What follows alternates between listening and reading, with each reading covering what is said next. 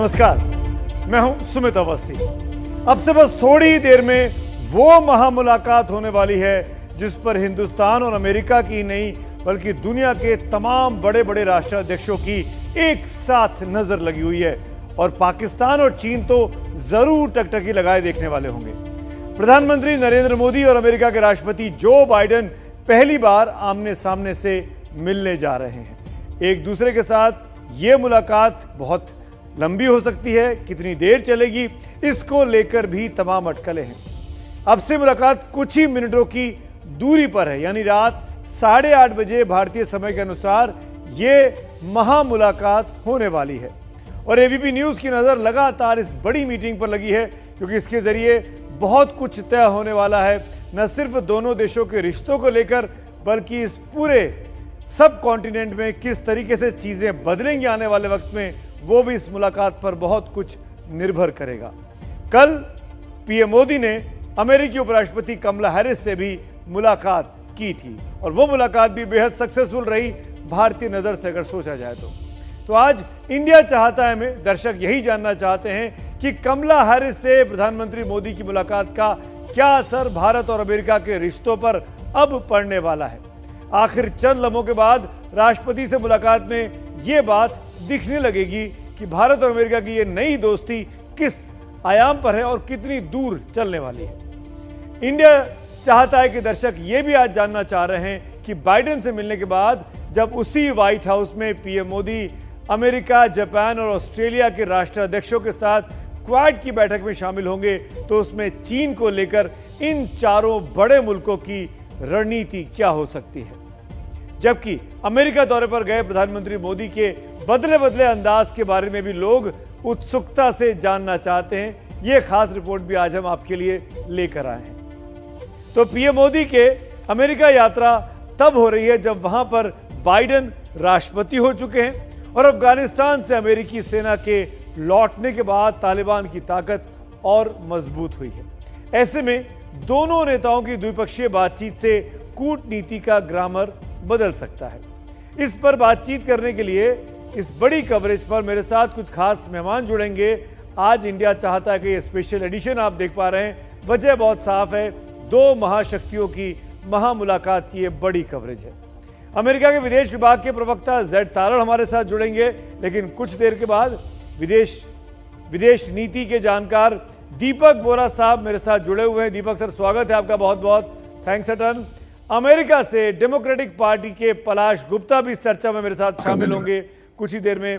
Republican party के बद्रीनाथ सिंह भी हमारे साथ इस चर्चा में शामिल हो रहे हैं और इन सब के साथ ही मेरे साथ मेरे सहयोगी विकास भदौरिया जो इस वक्त व्हाइट हाउस के बाहर मौजूद हैं, वो भी लगातार अपडेट्स वहां से देते रहेंगे। जैसे ही पीएम मोदी आएंगे उसके पहले की हलचल, उस दौरान की हलचल और उसके बाद की हलचल, ये सब विकास के चश्मे से, विकास के कैमरे से हम देखने वाले हैं। इन सब से बातचीत होगी, लेकिन मोदी और बाइडेन की मुलाकात से क्या निकलेगा, ये उपराष्ट्रपति कमला हैरिस के साथ जो कल मुलाकात हुई थी उसका ट्रेलर सामने आ गया है। उस मुलाकात से आप अंदाजा लगा सकते हैं कि बाइडेन और मोदी की मुलाकात में बहुत कुछ ऐसा होने वाला है जो चीन और पाकिस्तान को शायद पसंद ना आए। बाइडेन के पद संभालने के बाद पीएम मोदी के पहले दौरे में यह साफ हो गया कि ट्रंप बेशक चले गए हों लेकिन अमेरिका की नीति नहीं बदली है। डेमोक्रेट्स भी भारत को लेकर वही सोच रहे हैं जो रिपब्लिकन सोच रहे थे। इसी मुद्दे पर आइए मेरे सहयोगी विकास भदौरिया की ये एक्सक्लूसिव ग्राउंड रिपोर्ट देखते हैं। आपको समझ में आएगा कि कैसे भारत और अमेरिका इस वक्त एक बेहद मजबूत दोस्ती के तौर पर आगे बढ़ रहे हैं।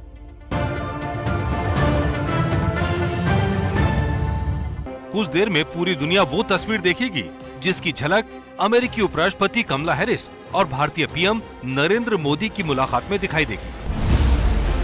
मुलाकात में कमला हैरिस ने भारतीय हितों से जुड़े मुद्दे उठाए और सीधा पाकिस्तान पर प्रहार किया। कमला हैरिस ने माना कि तालिबान की जीत में पाकिस्तान का हाथ है। हैरिस ने माना सीमा पार से आतंकी गतिविधियां चल रही हैं। यानी अमेरिका ने माना कि आतंकवाद फैलाने में पाकिस्तान का हाथ है। She said that there were terror groups that were working there. She asked Pakistan to take action. so that these groups do not impact on US security and that of India. अमेरिकी उपराष्ट्रपति कमला Harris और भारतीय PM Narendra Modi ने बैठक के बाद साझा बयान भी जारी किया। अमेरिकी उपराष्ट्रपति कमला हैरिस ने लोकतंत्र पर खतरे का हवाला दिया। कमला हैरिस ने कहा कि लोकतंत्र खतरे में है और अमेरिका और भारत के कंधे पर एक बड़ी जिम्मेदारी है। उन्होंने कहा कि स्वतंत्र हिंद और प्रशांत महाक्षेत्र की आवश्यकता है। यानी उन्होंने बिना नाम लिए बता दिया कि चीन की चालाकी पर अब दोनों देशों की निगाहें हैं। इस बैठक से साफ हो गया कि अब से कुछ देर में होने वाली बैठक के एजेंडे में क्या क्या होने वाला है। मोदी और बाइडेन के बीच चीन के खिलाफ चक्रव्यूह तैयार करने पर बात होगी। पाकिस्तान की हरकतों पर बाइडेन से चर्चा भी होगी। रणनीतिक सामरिक सहयोग बढ़ाने पर बात होगी। आर्थिक विकास के मुद्दों पर चर्चा होगी। तकनीक और स्वास्थ्य के मुद्दे पर दोनों देश साथ आएंगे। जलवायु परिवर्तन के मुद्दे पर अमेरिका का साथ मिलेगा। जो बाइडेन के सत्ता में आने के बाद खबरें उड़ाई गईं कि बाइडेन मोदी विरोधी हैं, लेकिन बाइडेन के राज में ही प्रधानमंत्री नरेंद्र मोदी की इस यात्रा से साफ हो गया है कि अमेरिका और भारत के रिश्ते और बढ़ोतरी की तरफ बढ़ रहे हैं। दोनों बड़े देशों के नेता जब साथ आएंगे तो चीन और पाकिस्तान की नींद उड़ना तय है। लेकिन उससे भी बड़ी बात यह कि भारत अमेरिका की दोस्ती की गाड़ी अब और तेज रफ्तार से चलने को तैयार है। वॉशिंगटन से संवाददाता विकास भदौरिया की रिपोर्ट। तो दो महामुल्कों की महामुलाकात होने वाली है करीब 1.5-2 साल के बाद। इस मुलाकात के बहुत से मतलब भी हैं और ये नहीं भूलना चाहिए कि इन बीते 1.5 सालों में दुनिया में सब कुछ बदल गया है। कोरोना ने सब कुछ बदला और फिर तालिबान ने जिस तरीके से अफगानिस्तान पर अपना शासन जमाया उसने भी बहुत कुछ बदला है और दोनों ही जगह पर चीन की भूमिका खासी अहम रही है। इसीलिए अब बारी है मेरी राय आपके सामने पेश करने की। तो जब पीएम मोदी और अमेरिका के राष्ट्रपति जो बाइडेन मिलेंगे तो इस मुलाकात से सिर्फ भारत अमेरिका के ही नहीं दुनिया के रिश्ते प्रभावित होने वाले हैं। एक नई धुरी तैयार हो रही है, लेकिन भारत को अपना हित पहले देखना होगा और मेरी राय इस मामले में बहुत साफ है कि चीन और पाकिस्तान का मुकाबला करने के लिए भारत को अमेरिका और रूस दोनों के साथ मजबूत संबंध बनाए रखने होंगे। अगर आप मेरी इस राय से सहमत हैं तो रोज की तरह मिस कॉल दे सकते हैं 7823944001 पर और असहमत हैं तो 7823944002 पर आप मिस कॉल दे सकते हैं। सवाल आपके सामने फिर दोहरा देता हूं, चीन पाक से मुकाबले में भारत अमेरिका और रूस से मजबूत संबंध बनाए। आपके इंतजार रहेगा जवाबों का, इस मिस कॉल का। शो के दौरान लगातार पोल दिखाता रहूंगा और आखिर में नतीजे भी पता चल जाएगा कितने लोग हमारी इस राय से सहमति रखते हैं या नहीं रखते हैं। अब इसी वक्त आगे बढ़ेंगे, मेहमानों के पास भी आपको लिए चलूंगा, लेकिन पहले आपको कुछ तस्वीरें दिखाता हूं। व्हाइट हाउस के बाहर कैसा माहौल है। रिपब्लिकन ट्रंप जा चुके हैं, डेमोक्रेट बाइडेन आ चुके हैं, लेकिन भारतीय जो अमेरिका में रहते हैं उनका उत्साह कम नहीं हुआ है। उसी उत्साह को जानने की कोशिश की है विकास भदौरिया ने।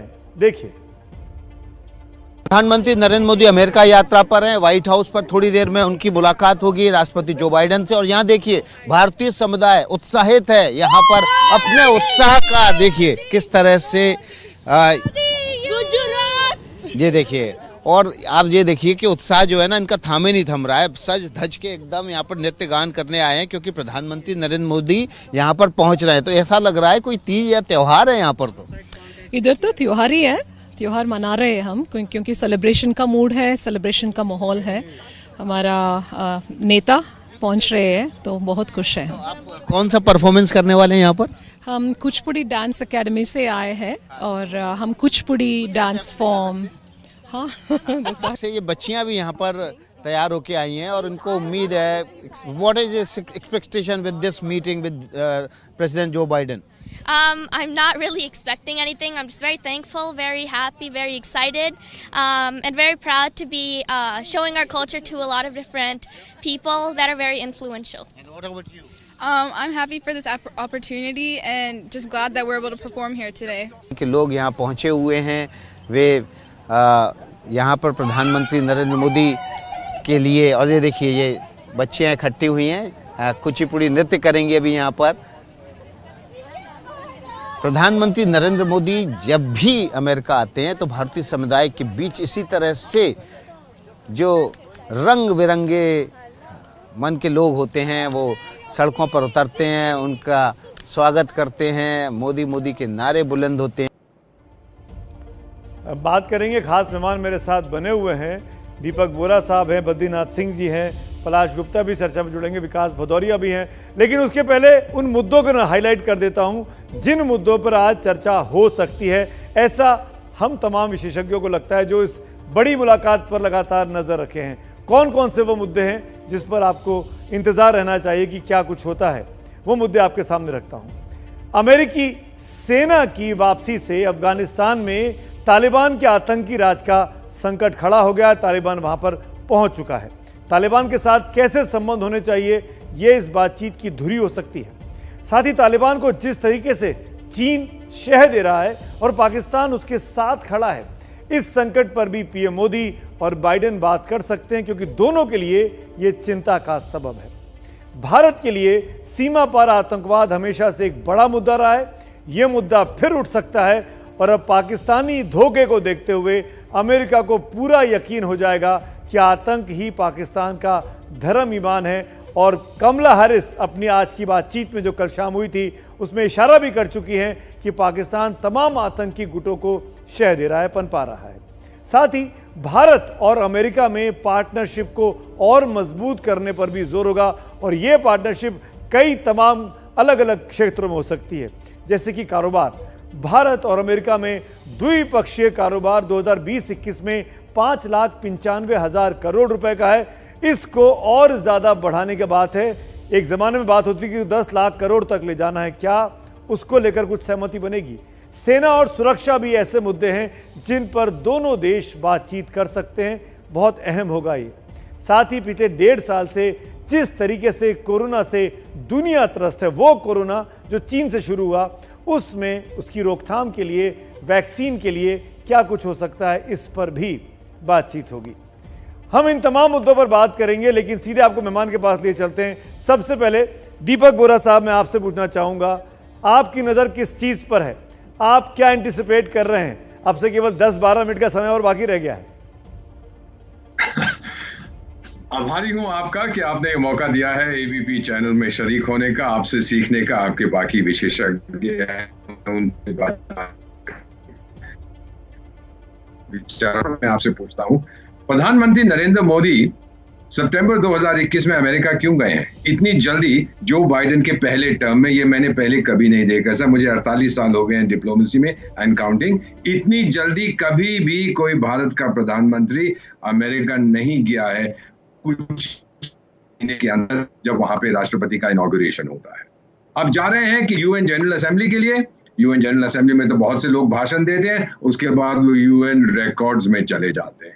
इसको क्या याद रहता है? फिर लोग कहते हैं कि वो क्वाड के लिए जा रहे हैं। बहुत जरूरी है, आवश्यक है कि क्वाड की बातचीत करेंगे, क्योंकि क्वाड एक नई संस्था है जो अभी इवॉल्व हो रही है। लेकिन सबसे जरूरी बात होगी द्विपक्षीय। और इसमें जो है सर, मैं समझता हूं कि 4 एरियाज हैं जिन पे बहुत अहम बातचीत होगी। सबसे पहले महामारी। ये आप जानते हैं कि महामारी जिसने कितने लाखों लोगों को मार दिया है, करोड़ों लोग जो हैं उससे पीड़ित हैं। सबसे बड़ी चुनौती है फॉर ह्यूमन सर्वाइवल।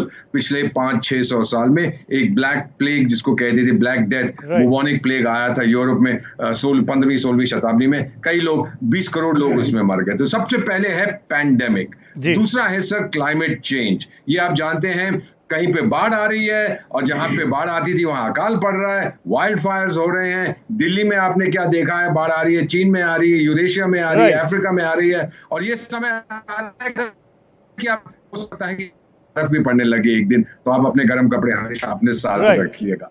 सर, इसका ये मतलब है, ये जो 2 मुद्दे हैं, इनके लिए हमें वेपन्स नहीं चाहिए, हमें हथियार नहीं चाहिए। हमें क्या चाहिए? टेक्नोलॉजी, फंडिंग और कमिटमेंट। ये सब कुछ हमारे पास है। अब आती है ग्लोबल इकोनॉमिक रिकवरी की बात, क्योंकि महामारी ने खत्म कर दी थी ग्लोबल इकोनॉमी को। उसको रिकवर करने के लिए हमें free and open sea lanes चाहिए। हम FOIP की बात करते हैं, free and open Indo Pacific. Sea lanes हमारे जो है वो फ्री होने चाहिए। और फिर चौथा जो मुद्दा है वो आतंक का है। आप देख रहे हैं कि क्या रवैया, चीन तो अब प्रवक्ता बन गया है तालिबान का। इन दोनों से निपटने के लिए हमें एक रोबस्ट डिफेंस स्ट्रैटेजी चाहिए, हमें हथियार चाहिए, हमें टेक्नोलॉजी चाहिए। और ये जो है क्वाड के जरिए और बायलैटरली हम देख रहे हैं। सर मैं इतना ही कहूंगा कि अमेरिका ने ये फैसला कर लिया है, जो मुझे लगता है कि अब जो नया वर्ल्ड ऑर्डर आने वाला है, पुराना ऑर्डर मर गया है, नया वाला अभी धरती माँ के घर में है, बाहर निकलने की कोशिश कर रहा है। इंडिया और अमेरिका ने दोनों ने आपने बड़ा अच्छा कंटेम्पलेट किया पूरी सिचुएशन को। मैं चाहूंगा आप रहिए मेरे साथ। I will come back to you. I have something interesting to show. We are in audio visual medium, you know it better. हम टीवी में काम कर रहे हैं, आप तो खुद मेरे जैसे कई साल पहले आप टीवी पे एंकरिंग कर चुके हैं डिप्लोमेट होने के बावजूद भी। मैं एक बार विकास के पास चलता हूँ। विकास है हमारे साथ। विकास के साथ बहुत बड़ी संख्या में भारतीय समुदाय के लोग मुझे उनके फ्रेम में दिखाई दे रहे हैं। विकास, ये सब लोग क्यों वहां इकट्ठा हैं? किस बात का इंतजार है? जी हाँ, देखिए जिस बात का हमें आपको इंतजार है उससे एक कदम आगे जाके इन लोगों को इंतजार है कि प्रधानमंत्री जब बाइडेन से मिलने आएंगे, राष्ट्रपति बाइडेन से मिलने आएंगे, तो शायद वो उतर के यहाँ तक आ जाएं और इन लोगों से मुलाकात हो जाए। अंकल कुछ ऐसा ही है? सोच तो यही रहे, लेकिन मुश्किल लगता है। अच्छा। क्योंकि प्रोटोकॉल की वजह से मेरे को नहीं लगता है कि वो इधर आएंगे। जी, तो देखिए एकदम जो छठा देखिए यहाँ पर, अगर मैं आपको पूरा व्यू दिखाना चाहूँ, संजीव कापड़ी से कहूँ मैं कि ये व्हाइट हाउस है। व्हाइट हाउस के आसपास ये भारतीय समुदाय की बड़ी तादाद में लोग इकट्ठा हैं और सबकी उम्मीदें यही है कि जो बाइडेन और प्रधानमंत्री नरेंद्र मोदी की जब मुलाकात होगी तो वहाँ से भारत के लिए जो निकलेगा वो तो वाकई में आगे भविष्य के गर्भ में है। लेकिन ये लोग अभी चाहते हैं कि किसी तरह से प्रधानमंत्री से शायद बातचीत हो जाए, मुलाकात हो जाए। कुछ ऐसा ही है? Yes, definitely.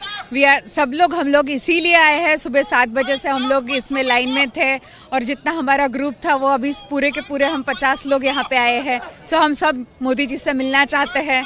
सब लोग एक्साइटेड है मोदी जी से मिलने के लिए। लेकिन उम्मीदें क्या है जो बाइडेन की और प्रधानमंत्री की इस मुलाकात से? आपको क्या उम्मीदें हैं?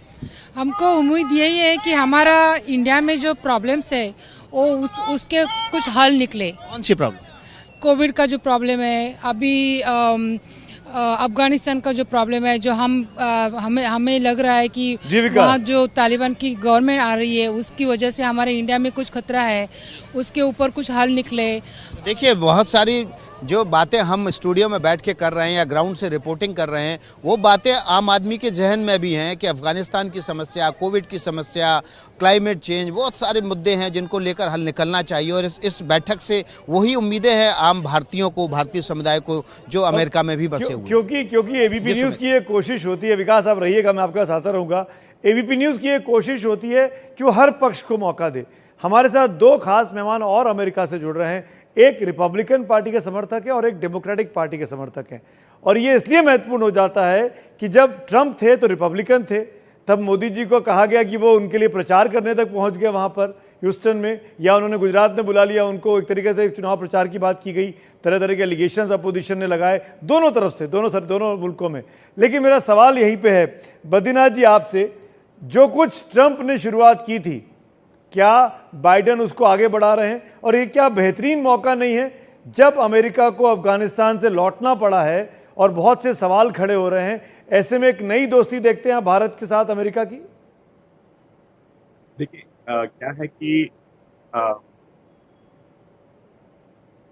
क्या है कि यहाँ पर बाइडेन गवर्नमेंट एक बहुत बड़ा डिबैकल की है इन अफगानिस्तान, और जिस वजह से मैं दीपक जी से सहमत हूं कि it is the first time कि प्राइम मिनिस्टर इतनी जल्दी आ रहे हैं। ये डिबैकल हुआ है जिसके वजह से प्राइम मिनिस्टर यहाँ पर आए हैं, वरना ये टूर का प्लान कुछ डिफरेंट ही था।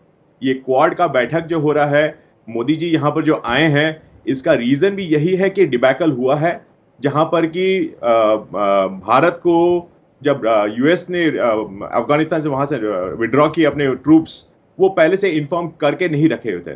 एंड इसलिए नॉट ओनली इंडिया बट सारे अलग अलग मुल्क जो भी वहां पर किसी तरह से भी प्रेजेंट थे, चाहे वो सोल्जर्स के रूप में हो या फिर एड के रूप में हो, ये सारों को वहां पर बहुत बड़ा सदमा लगा है। एंड इसीलिए it is very important for them to come back and understand कि Biden government is in control या नहीं है।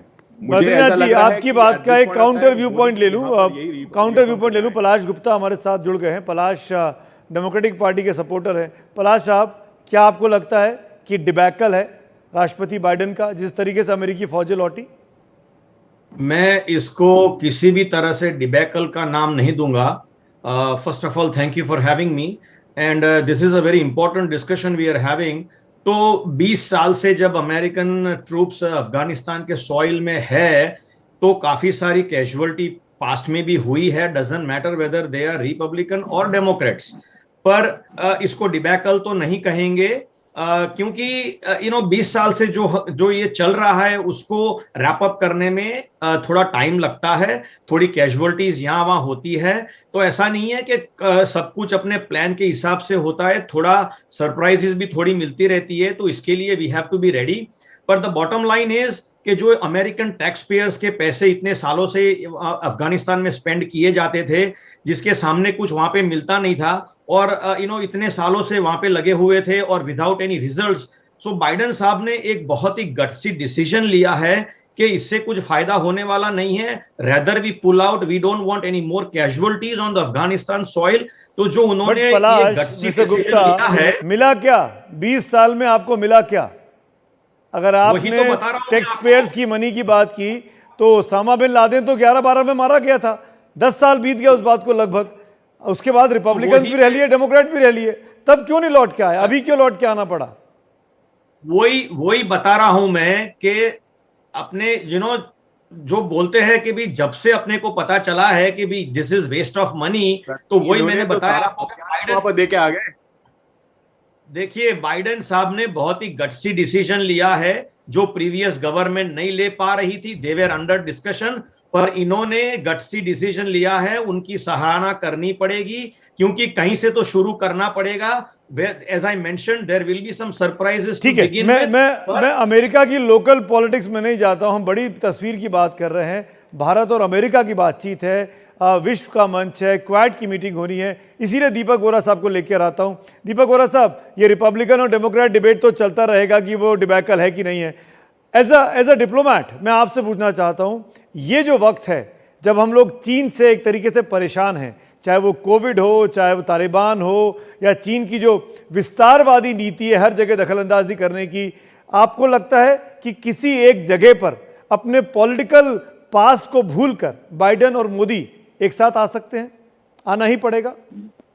बिल्कुल आपने सही फरमाया है। आज के हालात ऐसे हैं कि इन दोनों दुनिया की जो दो सबसे ज्यादा शक्तिशाली डेमोक्रेसीज हैं, हम गिनते हैं मिलिट्री स्ट्रेंथ को, इकोनॉमिक स्ट्रेंथ को और डेमोग्राफिक्स को, पॉपुलेशन को, इनको साथ साथ आना पड़ेगा। सर, ये चॉइस ये दोनों देश कर चुके हैं कि जो नया वर्ल्ड ऑर्डर होगा, फ्री ऑफ ऑपरेशन, उसमें डोमिनेशन नहीं होगा, कोअर्शन नहीं होगा, हम नेचुरल पार्टनर्स हैं उसमें। ये चॉइस दोनों देशों ने की है और मैं वो सॉफ्ट ड्रिंक की एडवर्टीजमेंट आपको बताना चाहता था, यही है right choice baby.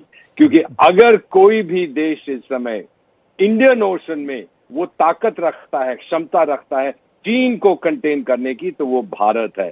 Australia, Japan जरूर है क्वाड के अंदर, लेकिन हमारी जैसी क्षमता उनके पास नहीं है, हल्के हल्के बढ़ेगी। ये आप जानते हैं कि ऑकस जिसको कहते हैं, अमेरिका और ब्रिटेन उनको टेक्नोलॉजी देंगे कि 8-10 साल के अंदर वो न्यूक्लियर आर्म नहीं, न्यूक्लियर पावर्ड सबमरीन्स बनाएंगे। हमारे पास तो हैं, हम उसका प्रयोग अभी कर रहे हैं।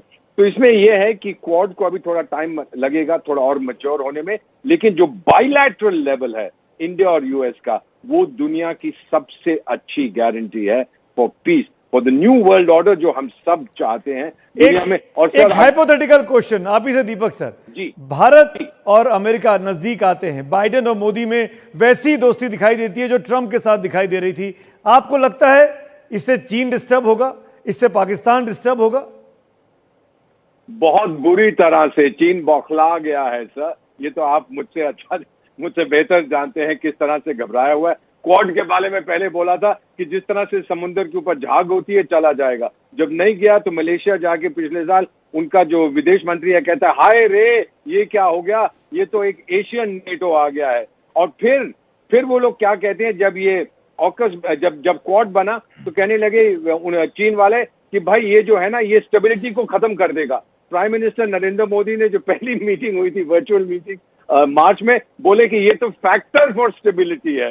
दोनों डायमेट्रिकली ऑपोजिट व्यू पॉइंट्स हैं और पूरी दुनिया भारत के व्यू पॉइंट को लेती है। मुझे तो ये भी लगता है सर कि चीन का जो चमचा है जिसको आप पाकिस्तान के नाम से जानते हैं वो भी एक तरह से खुश है कि चीन का ध्यान अब दूसरी तरफ चला जाएगा, मेरे ऊपर इतना दबाव नहीं डालेगा जो अभी तक डालता रहा है। The whole situation is in flux, लेकिन सब लोग अपना खेल खेल रहे हैं। अगर दो कंसिस्टेंसी है वो है India and the United States. We want free and open system, that's it. मैं आऊंगा आपके पास दीपक जी, बद्रीनाथ जी, पलाश जी, आप रहिए। एक बार ग्राउंड रिपोर्ट ले लेते हैं फिर चलते, क्योंकि 1 मिनट के आसपास का वक्त रह गया है। किसी भी वक्त वो विजुअल आ जाएगा जो कि आज की तारीख में मोस्ट प्रीशियस विजुअल है जब प्राइम मिनिस्टर मिलेंगे। हमारे साथ विकास भदौरिया जुड़ रहे हैं। विकास भदौरिया का एक ग्राउंड रिपोर्ट आपकी सुन लेते हैं और फिर अमेरिकी विदेश विभाग के प्रवक्ता जेड तारण मेरे साथ होंगे। लेकिन विकास, 1 मिनट का वक्त बाकी है, क्या देख पा रहे हैं आप वहां? जी देखिए, अभी इंतजार हो रहा है। मेरे ख्याल से मुश्किल से 2 से 3 मिनट के भीतर प्रधानमंत्री नरेंद्र मोदी पहुंच जाएंगे व्हाइट हाउस, और जो बहुप्रतीक्षित मुलाकात है राष्ट्रपति जो बाइडेन के साथ वो यहां पर शुरू होगी। लेकिन यह भारतीय समुदाय का जोश है वो यहां पर देखने को मिल रहा है। और अगर आप सुमित इजाज़त दें तो मैं यहाँ पर हमारे साथ 2 महिलाएँ हैं, उनसे बात करेंगे और बहुत एक्साइटेड है। सुबह से मैं लगातार देख रहा हूँ कि लगातार यहाँ पर जोश कायम रखे हुए हैं, तो आपका जोश बहुत हाई है। हाँ, 1 2 3 4 मोदी जी की जय जयकार। और मैं ये बोलना चाहती हूँ कि मोदी जी हमारे शहर से हैं, हम लोग बनारस के हैं, और मोदी जी की जय जयकार। हम लोग बहुत ज़्यादा उनको एज ए इंस्पिरेशन लेते हैं, as a hard worker, and everything he whatever he does to their his extent. आपके साथ में हम रांची से हैं, और पिछली बार भी जब 2016 में मोदी जी यूएस कांग्रेस को संबोधन करने आए हुए थे, तभी भी मैं आई थी मोदी जी से मिलने और मैंने 2 बार उनसे हाथ मिलाया। He is amazing personality, just love him. देखिए, आप जोश देखिए, प्रधानमंत्री नरेंद्र मोदी से फिर से मिलना चाहते हैं, एक बार फिर से मिलने की कोशिश है, आरजू है। लेकिन जो मुलाकात है उस पर दुनिया भर की नज़र है, इन लोगों की भी नज़र है भारतीय के तौर पर। और आपको पता ही है कि किस तरह से अवेयर हैं कि कौन से मुद्दे हैं जिनको लेकर इस बैठक में चर्चा होनी है। आप वहाँ पे रहिए, मैं आपके साथ अपडेट दूंगा जैसे ही प्राइम मिनिस्टर के वो विजुअल आते हैं जब पीएम और राष्ट्रपति एक साथ दिखाई देंगे। लेकिन इस बीच में आज इंडिया चाहता है क्योंकि स्पेशल एडिशन है, एक ऐसे मेहमान हमारे साथ जुड़ रहे हैं जो सीधे अमेरिका से तो लाइव हैं ही हैं, लेकिन खास बात यह है कि अमेरिकी सरकार में विदेश विभाग के वो प्रवक्ता हैं और वो हिंदी और उर्दू में बात करते हैं। जेड तारण साहब, बहुत बहुत स्वागत है आपका, वेलकम टू माय शो। बहुत ही इंपॉर्टेंट है ये मुलाकात, 2 बड़ी डेमोक्रेसीज आमने सामने साथ साथ बैठकर बात करने वाली हैं। मैं आपसे पूछता हूं, अमेरिकन एस्टेब्लिशमेंट क्या एक्सपेक्ट कर रहा है इस बड़ी विजिट से, इस बड़ी मीटिंग से? जी सुमित जी, शुक्रिया बहुत बहुत। देखिए, मैं तो ये कहता हूँ कि अगर हम राष्ट्रपति बाइडेन का स्पीच सुने, उनका यूएन जनरल असेंबली स्पीच, तो वहाँ उन्होंने बहुत स्पष्ट तरीके से हमें बताया है कि हमारे विदेश नीति में कौन कौन से महत्वपूर्ण प्रायोरिटीज़ हैं इस वक्त। एक तो ये है कोविड-19 से निपटना, ये तो जाहिर बात है।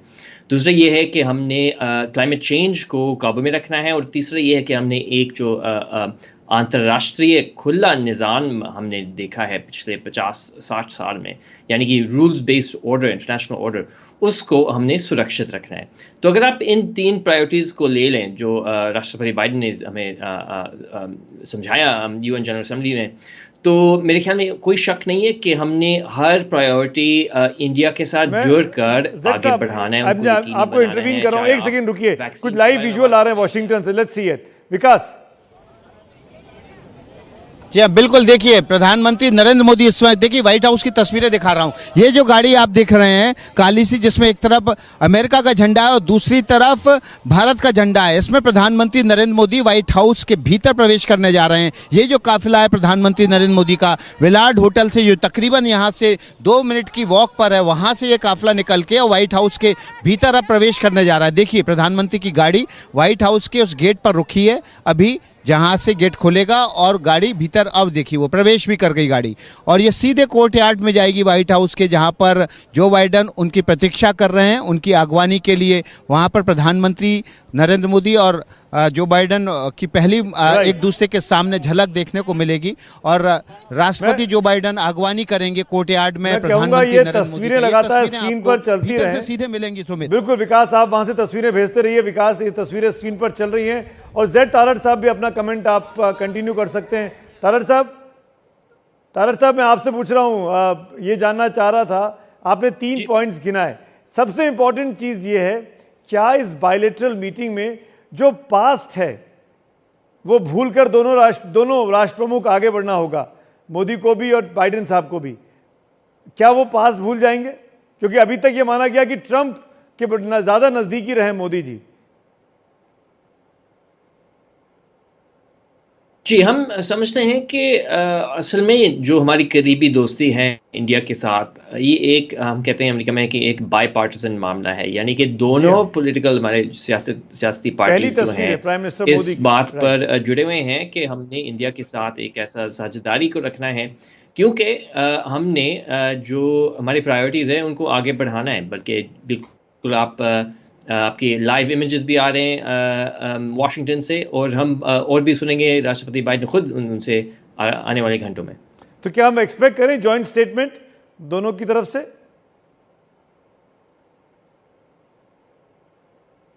जी बिल्कुल, उम्मीद यही है कि वो बिल्कुल एक जॉइंट स्टेटमेंट भी होगा, और खुद आप ज़्यादा तफसील में सुनेंगे राष्ट्रपति बाइडेन से। जेड, मैं ये भी आपसे पूछना चाह रहा था, कितनी देर की ये मीटिंग है, और क्या दोनों लीडर्स राष्ट्रपति बाइडेन और प्राइम मिनिस्टर मोदी बिल्कुल 1-to-1 भी होंगे without any associates around them? जी असल में मेरे पास वो डिटेल्स नहीं है इस वक्त मेरे सामने, क्योंकि मैं तो विदेश मंत्रालय से मैं आपको बता सकता हूँ, और ये व्हाइट हाउस का मामला है। लेकिन ये इसमें कोई शक नहीं है कि जो चर्चा कर रहे हैं ये एक बहुत महत्वपूर्ण चर्चा है, क्योंकि जैसे मैंने अभी इजहार किया, जितने बारी हमारी विदेश नीति के प्रायोरिटीज़ हैं वो सब इंडिया के साथ जुड़े हुए हैं। 2 बेसिक इश्यूज हैं जेड, जिनको मैं ज़रूर आपसे पूछना चाहूँगा। एक है आपस में व्यापार बढ़ाने का, बिजनेस बढ़ाने का, एक्सपोर्ट इंपोर्ट की चीज़ें बढ़ाने का। क्या इस विजिट के बाद, इस बायलैटरल्स के बाद जो आज होने वाली हैं दोनों चीफ्स के बीच में, आपको लगता है कि कुछ और टाई अप्स हो सकते हैं, कुछ और MOUs आने वाले दिनों में साइन हो सकते हैं दोनों मुल्कों के बीच? जी, हम समझते हैं कि बिल्कुल सिर्फ इंडिया के साथ नहीं, बल्कि जितने भी हमारे सहयोगियों हैं उनके साथ हमने ट्रेड के बारे में भी चर्चा करना है। ख़ास तौर पर अगर आप बाइडेन सरकार का शायद कुछ दिन हो गए कि उन्होंने एक बयान में, एक अनाउंसमेंट में उन्होंने ये कहा है कि हमने अपने सप्लाई चेन्स को भी बहुत करीब से देखना है, ख़ास तौर पर जहाँ तक कंप्यूटर चिप्स हैं। तो और बिल्कुल अगर आप इस वक्त हकीकत देखें तो बहुत गहरे, बहुत नज़दीक कारोबारी भी, यानी कि कंपनियों के दरमियान भी बहुत सारे ऐसे राब्ते हैं दोनों इंडिया और अमेरिका में। जी जेड, दूसरा इशू है कोविड से लड़ने का। हम सब जानते हैं अमेरिका भी कोविड से परेशान है, इंडिया ने भी कोविड की बहुत ख़तरनाक सिचुएशन देखी है आज से करीब 2-3 महीने पहले। मैं ये पूछना चाह रहा हूँ आपसे बड़ा क्लियरली, क्या चाइना को कोविड के इशू पर कॉर्नर करने की कोई स्ट्रेटजी बनेगी दोनों मुल्कों में, या बननी चाहिए? अमेरिकन एस्टेब्लिशमेंट ऐसा सोचता है? जी, राष्ट्रपति बाइडेन ने कहा है बहुत स्पष्ट तरीके से कि हमने चीन के साथ एक नया कोल्ड वॉर नहीं शुरू करना, बल्कि हम समझते हैं कि जहां हमने मिलकर काम करना है, जैसे कोविड-19 है, जैसे क्लाइमेट चेंज है, वहाँ हम मिलकर काम करेंगे चीन के साथ। लेकिन जहाँ हम देख रहे हैं कि चीन की विदेश नीति एक अंतर्राष्ट्रीय मयार पर नहीं है, वो अगर गैर कानूनी है कहीं भी, तो वहाँ भी हम अपने आवाज़ उठाएंगे अपने सहयोगियों के साथ, और इसमें शायद कोई शक नहीं रहना चाहिए। लेकिन ये कहते हुए ये बहुत ज़रूरी है, ये बहुत अहम बात है कि हम नहीं समझते कि हमने ज़रूरी मुकाबला करना है चीन के साथ। बिल्कुल। और सिचुएशन जो अफ़गानिस्तान में बनी हुई है, जिस तरीके से तालिबान वहाँ पे रिजीम स्टेब्लिश करने की कोशिश कर रहा है, अपनी वैलिडिटी चाह रहा है वर्ल्ड ऑर्डर से, वो चाह रहा है कि यूनाइटेड नेशंस में उसका रिप्रेजेंटेटिव को स्पीच देने का मौका मिले, और भी तमाम चीज़ें हैं। कब अफ़गानिस्तान के साथ सिचुएशन नॉर्मल हो पाएगी? क्या कंडीशन है अमेरिका की? जी, यही तो हम बहुत करीब से देख रहे हैं कि आने वाले दिनों में तालिबान सरकार से हम क्या एक्सपेक्ट कर सकते हैं। क्या वो अपने वादों को पूरे कर रहे हैं या नहीं? क्या वो यूएन सिक्योरिटी काउंसिल रेजोल्यूशन के मुताबिक अपना सरकार चला रहे हैं? वो ह्यूमन राइट्स को सुरक्षित में रख रहे हैं? महिलाओं को वो सुरक्षित में रख रहे हैं या नहीं? तो उसके हिसाब से ही फिर हम अपने अगले कदम उठाएंगे। और अगर वो ऐसा नहीं करते हैं तो कभी भी उनको आप रिकॉग्नाइज नहीं करेंगे? जी, शायद ये वक्त नहीं आया इस वक्त कि हम बहुत तफसील में इसको देखें, क्योंकि अभी तो सिर्फ चंद हफ्ते हुए हैं इस सरकार को बनते हुए। लेकिन इतना ज़रूर मैं कह सकता हूँ कि बहुत करीब से देख रहे हैं, सिर्फ हम नहीं बल्कि पूरी सिक्योरिटी काउंसिल करीब से देख रही है, और जितने भी हमारे साझेदारें हैं, सहयोगियों हैं, वो भी बहुत करीब से इस वक्त तालिबान को और काबुल को देख रहे हैं। Because you have mention security council, तो मेरे जहन में ये सवाल आया कि आपसे ज़रूर पूछूं, क्या ये वक्त आ गया है यूनाइटेड नेशंस के रिफॉर्म्स का? क्या ये वक्त है कि भारत जैसे और जो बड़ी पावरफुल कंट्रीज हैं उनको भी परमानेंट मेंबरशिप मिले? जहाँ तक एक परमानेंट सीट है यूएन सिक्योरिटी काउंसिल में, हम ये समझते हैं कि अगर कोई भी रिफॉर्म होना है तो सबसे पहली बात तो ये है कि हमने एक कंसेंसस को कायम करना है। उसको हमने सबसे पहले एक कंसेंसस बनानी है जो हमारे P5 हैं, और उसके बाद कंसेंसस होने के बाद फिर हम जो परमानेंट सीट्स हैं उसके बारे में ज़्यादा तफसील में जा सकते हैं। लेकिन इतना हम ज़रूर हमें मानना पड़ेगा कि इस वक्त एक इलेक्टेड सिक्योरिटी काउंसिल मेंबर होते हुए इंडिया और अमेरिका और जितने भी हमारे P5 हैं वो बहुत करीब से काम कर रहे हैं। जैसे हमने सिक्योरिटी काउंसिल में अफ़गानिस्तान के रेजोल्यूशन को भी हमने लिखा है चंद हफ्ते पहले। अभी जब मैं आपसे बात कर रहा हूँ जेड, तो इंडिया में शाम के करीब 8:30 PM हो रहे हैं, करीब 8:40 हो गया। इनफैक्ट अब से 3 घंटे के बाद क्वाड की मीटिंग भी व्हाइट हाउस में होनी है। जापानीज़ और ऑस्ट्रेलियन प्रीमियर्स भी वहाँ पहुँचने वाले हैं। अब उससे क्या उम्मीदें करें? क्या ये क्वाड की जो दोस्ती है ये परमानेंट है? ये क्वाड लंबा चलेगा? क्योंकि ग्लोबल टाइम्स ने आज लिखा है, चाइनीज़ न्यूज़पेपर ने, उनके माउथपीस ने, कि ये कभी कभी ऐसे ग्रुप्स बनते हैं और वह बाद में अपने आप खत्म हो जाते हैं।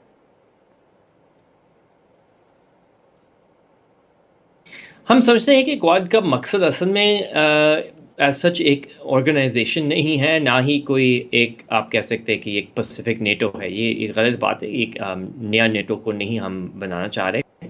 हम असल में इस बात पे जुड़े हुए हैं कि हम चाहते हैं कि इंडो पैसिफिक एक स्पाश, एक मुक्त रीजन रहे, उसको सुरक्षित रखने में हम जुड़े हुए हैं। और हम ये भी चाहते हैं कि अपने शहरियों को, अपने लोगों को बेहतर ज़िंदगी बना सकें। तो अगर एक हमारी जो सबसे महत्वपूर्ण प्रायोरिटी है इस वक्त क्वाड में, वो कोविड-19 से निपटने का है। और वहाँ आप देखें तो हमने 100 करोड़ कोविड-19 वैक्सीन का वादा किया है क्वाड के ज़रिए, यानी कि पूरी इंडो पैसिफिक में हम कोविड-19 वैक्सीन को बांटने के लिए तैयार हैं और उम्मीद करते हैं कि अगले साल हम उसको बांट भी सकेंगे। आप रहिएगा मेरे साथ, एक इंपॉर्टेंट ब्रेकिंग न्यूज़ आ गई है। This is related to your own president only. President Biden ने एक ट्वीट किया है। अमेरिकी राष्ट्रपति बाइडेन का ट्वीट आया है प्रधानमंत्री मोदी के स्वागत के लिए।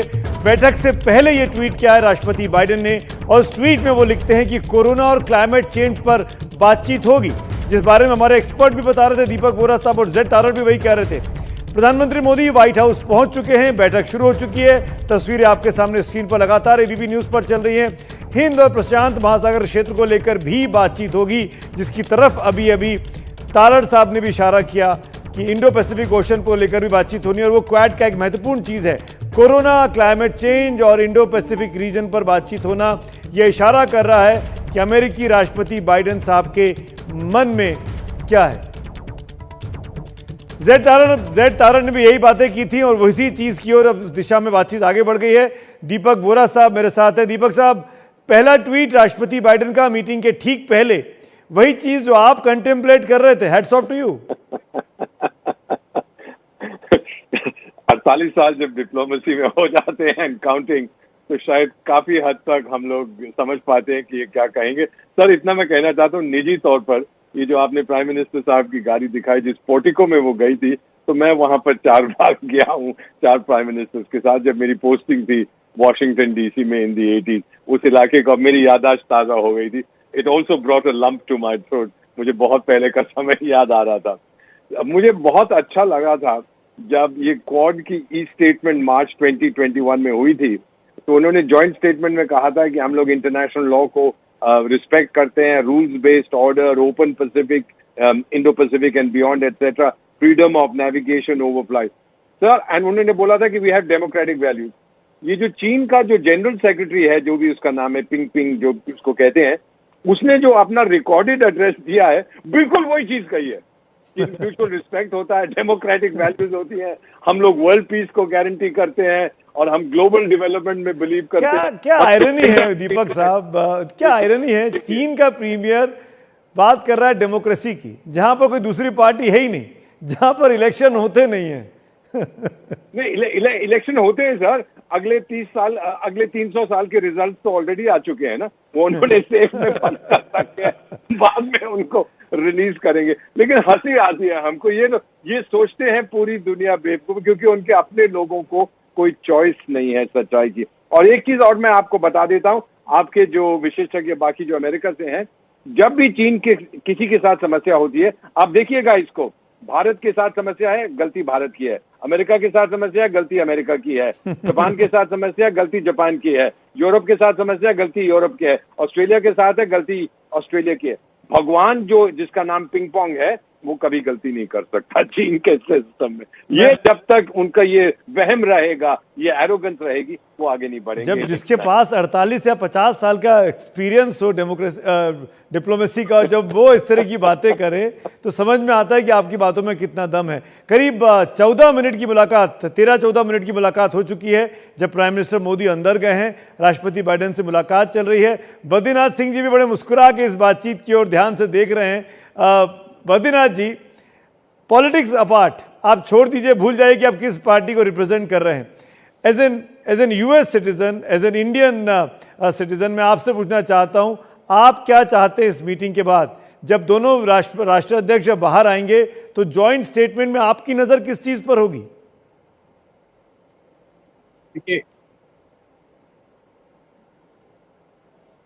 देखिए, पाकिस्तान तो ऑब्वियसली जॉइंट स्टेटमेंट पे रहेगा ही। एंड इनकी जो किस तरह से तालिबान वाला सिचुएशन को रिजॉल्व कर सकते हैं इंडिया और यूएस, वो तो definitely one of the key areas रहेगा। मेरा एक छोटा सा कंसर्न है कि इस बातचीत के दौरान यूएस रशियन का जो सेल है ऑफ द S-400 उस चीज को ना उठा ले, क्योंकि वहां पर इंडिया का रिक्वायरमेंट है कि उस टाइप के डिफेंस इक्विपमेंट रशिया से खरीदे, तो hopefully that should be kept aside. तो अगर वो चीज को वो मेंटेन कर सकें तो that is very nice. And as Vora साहब जी ने बोला है, उनका डिप्लोमेसी, उनका I mean he knows a lot. हम तो इस मामले में छोटे से बच्चे हैं, बट हम कोशिश यही करते रहेंगे कि इंडिया और यूएस का रिलेशनशिप बढ़ता रहे, चाहे कोई भी गवर्नमेंट आए। At the end of the day ये ब्यूरोक्रेसी दोनों कंट्रीज की होती हैं, जो कि एक दूसरे के साथ काम करती हैं। ऊपर के जो लीडरशिप होती है, इस काम करने का व्यवहार को या फिर इस डिप्लोमेसी को ब्लेसिंग्स देते हैं, और that is what it is all about. और हम कौन नहीं चाहता है, हम सब हो या कोई भी हो, हम सब, बद्रीनाथ जी आपने भी पढ़ा होगा अपने स्कूल्स बुक्स में, दीपक वोरा साहब ने भी अपने ज़माने में पढ़ा होगा, और थोड़ा बहुत हमने भी पढ़ा है कि विदेश नीति के मामले पे राजनीति नहीं होनी चाहिए। विदेश नीति पर सरकारें, चाहे कोई भी आए कोई भी जाए, अपने देश का, अपने मातृभूमि का रक्षा करना, उसको प्रोटेक्ट करना, ये हर राष्ट्र प्रमुख का काम होता है, चाहे मोदी जी हो, चाहे मोदी जी के अलावा कोई और भी क्यों ना हो। जब प्रधानमंत्री मनमोहन सिंह थे तो वो भी यही काम कर रहे थे, अब मोदी साहब हैं तो वो भी यही काम कर रहे हैं।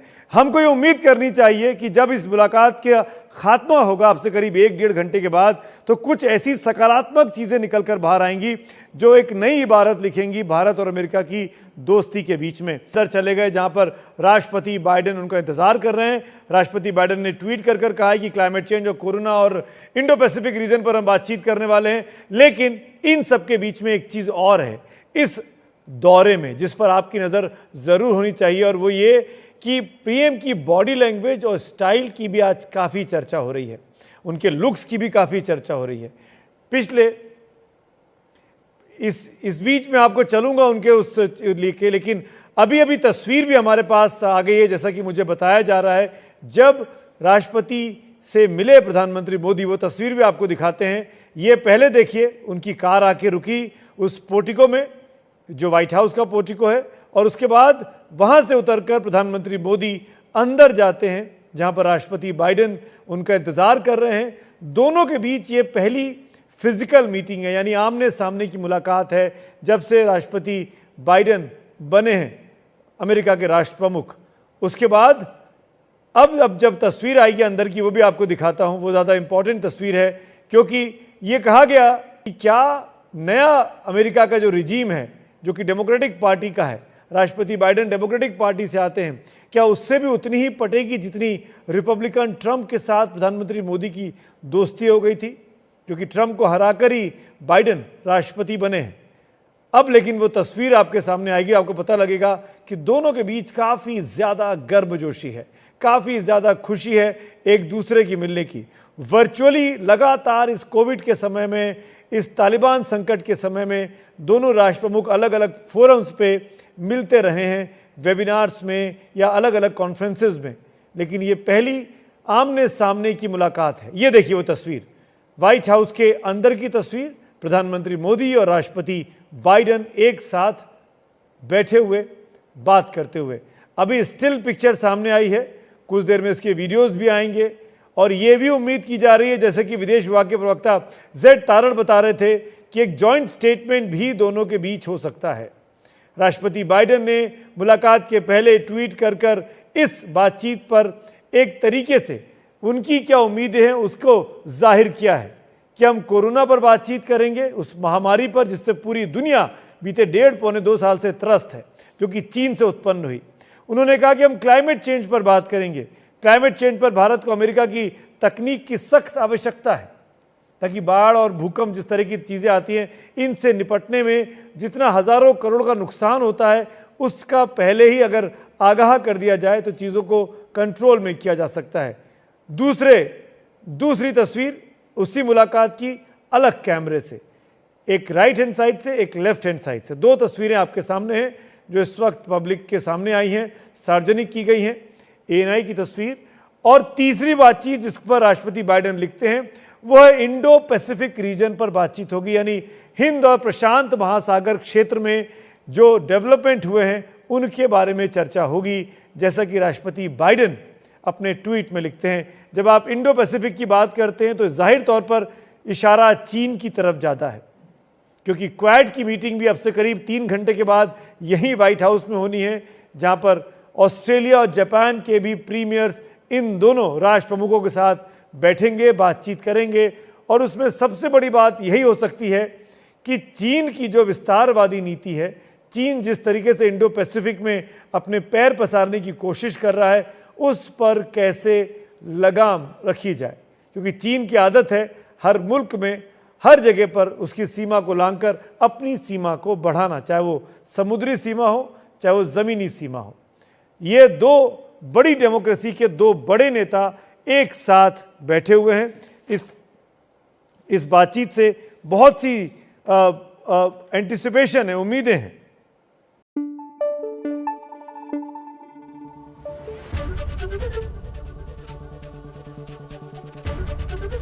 एबीपी न्यूज आपको रखे आगे।